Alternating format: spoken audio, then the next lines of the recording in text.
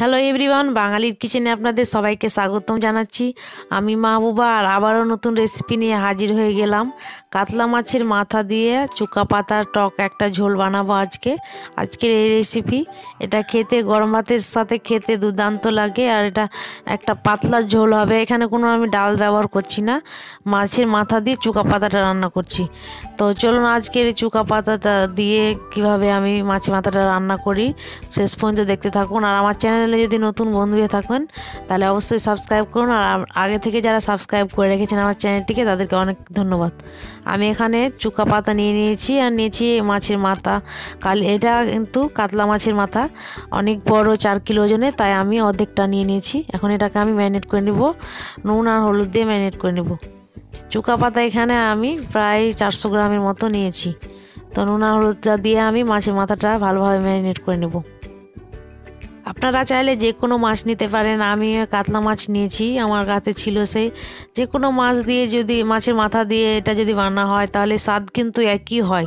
তো আমি এখানে চুকা পাতাটাকে ছোট ছোট টুকরো করে কেটে নিব, অনেক বড়। তো প্রথমে আমি গোড়াটা ফেলে দিচ্ছি, তারপর চুকাটা ছোট ছোট টুকরো করে কেটে নিচ্ছি।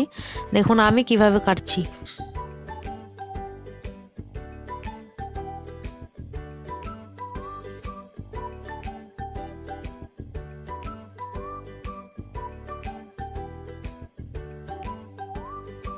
আমি পাতাটা কিন্তু খুব ছোট করব না, মানে কি হয় যখন সেদ্ধ করার জন্য যখন জলে ছাড়া হয় এটা, মানে চোখা পাতাটা, তখন কিন্তু সঙ্গে সঙ্গে গলে যায়, খুব একটা টাইম লাগে না এটা সিদ্ধ হতে। তো ছোট ছোট করে কেটেছি, একটু বড়ই আছে।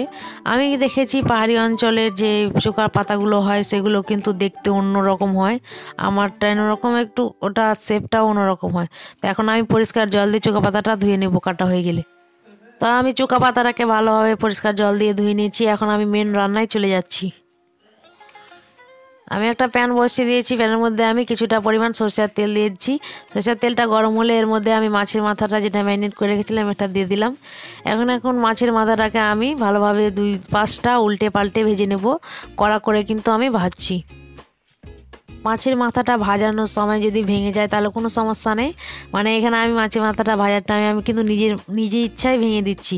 ভেঙে দিলে কি হয়, মাছের মাথাটা সব ঝোলের সাথে ভালোভাবে মিশে যাবে, মানে সবার পাতে পড়বে। মাছের মাথাটা যদি না ভাঙি তাহলে কী হবে, এক জায়গায় থেকে যায়।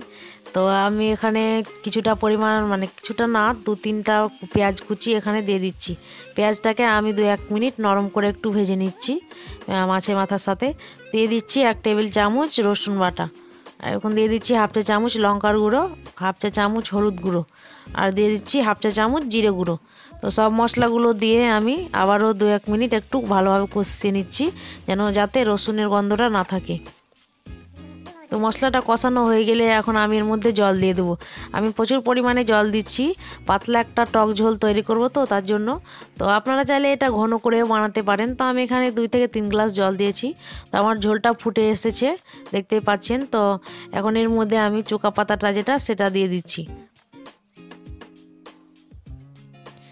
এটা ঘন করে যদি বানান মানে এই রেসিপিটা, তাহলে খেতে মজা লাগে, কিন্তু আমার কাছে এটা পাতলা ঝোলটাই আমার বেস্ট লাগে, তার জন্য আপনাদের যে ভিডিওটা শেয়ার করলাম। তো সবগুলো ভালোভাবে আবারও মিশিয়ে নিয়েছি। তো দেখুন মানে ঝোলে দেওয়া মাত্রই কিন্তু চুকা পাতাটা আমার নরম হয়ে গেছে, আর কালারটাও চেঞ্জ হয়ে গেছে। এখন এর মধ্যে স্বাদ মতো নুন দিয়ে দিচ্ছি।